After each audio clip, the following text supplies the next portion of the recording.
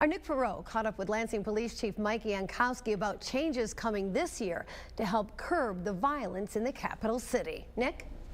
Good evening, Sherry. Chief Yankowski says looking over the homicide numbers we shared with you last week, two things stand out.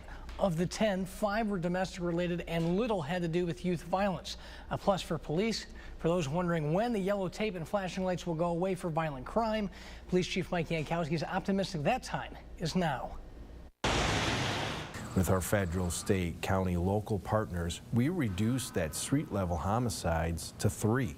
It's those that are involved with drugs, gangs, criminal element activity. Yes, the city hit their average again in 2014 of 10 homicides, but the chief says the department's made and is making huge strides in stopping youth violence. They identify themselves in a small little area, normally at a young age, and that's where we've been disrupting so much of that activity. Yankowski credits the work of their violent crime initiative and a special team of 6 officers that are helping collect more evidence, talk to more witnesses, and take more family statements to reduce youth crimes. And if you're involved with it, we're going to hold you accountable. But we're giving you an option ahead of the game.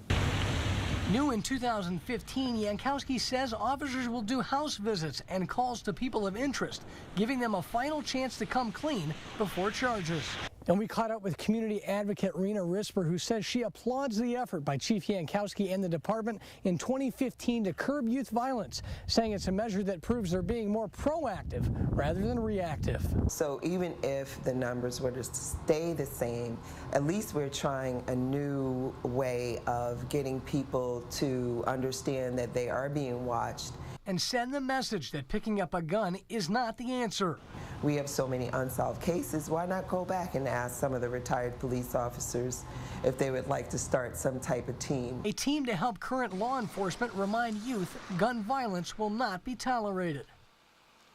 Sherry, Chief Yankowski says help is on the way. Thanks to a federal grant, 5 officers will be brought back on this year, and they're looking to hire an additional 20. Good news for those out on the streets. Well, hockey fans are hardy fans, and for those who love to play the sport, many say there's nothing like skating outside no matter how cold it gets. Well, in this week's Tell Me Something Good, our Nick Perot meets a Hillsdale man who's created a dream come true on ice. I moved to this house in 1993. It's probably not the first thing you think of building when you move into your new house, but it was for Craig Connor. I've always played hockey outdoors. Help! There's nothing like it, playing outside.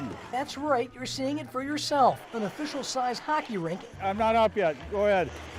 In his own backyard. You guys are in trouble now. Complete with boards from MSU's demonstration hall. I knew somebody who knew somebody, and when they remodeled the rink, these were probably headed to a landfill, and we got them down here. Along with their own cheering section. Well, sort of. We have the dogs to entertain us, or annoy us, I guess you could say. An old-fashioned Zamboni. It's been 4 years since I played. Paul Wendt used to play club hockey in Ohio and is one of several friends of the Connor family to lace them up at the appropriately named The Rink, and says he prefers just skating without all the gear. It's a lot more freeing, you know, you just feel here we go. A lot more one with the ice. This is a one-of-a-kind place. This is my second time out here, but I plan on coming out here, you know, once, twice a week. So I even decided to lace up the skates and try it for myself. And if I lived here, I'd have to admit it'd be a hard time coming into work. But it's not just ex-hockey players that come here. Oh, nice shot. I'm a catcher on Hillsdale's baseball team. Joe Gentile's used to taking things off the chest and having a quick reaction time. Also, I'm a terrible skater. So he decided to step in between the pipes 3 years ago. I think he's getting better. And hasn't looked back since. The atmosphere is great. You got the trees in the background, everything. You'll lose a bunch of pucks, but... That's exactly why Craig Connor built this rink, for good laughs. Do my heart good to see people enjoying it. And I know they're having fun. Back! Fun during a winter that can be just plain brutally long. Why not spend it on the ice? All right, yeah! I had to tell you something good. Nick Perot, 6 News.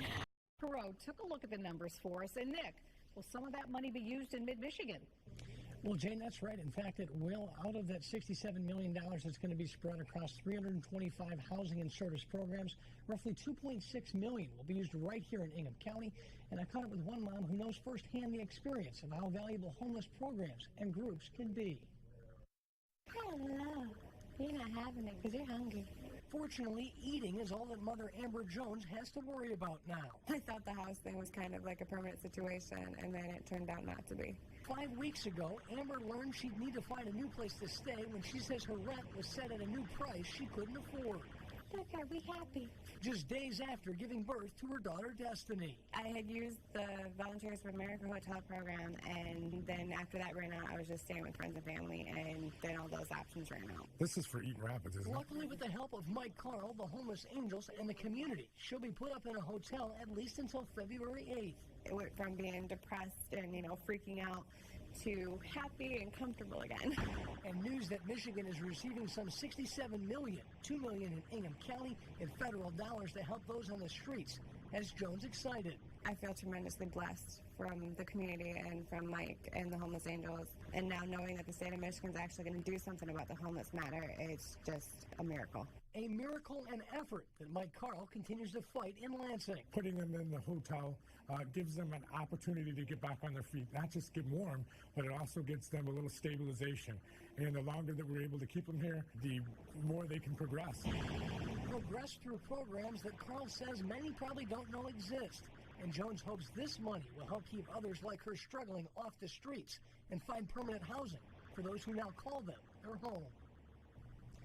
Now, Jane, the money will go into 3 areas: permanent housing for homeless families with a disabled family member, transitional housing for youth, and permanent housing in shelters across 60 counties. Good news, Carl says, in an area that Carl knows firsthand can use it. Jane? All right, Nick, thank you.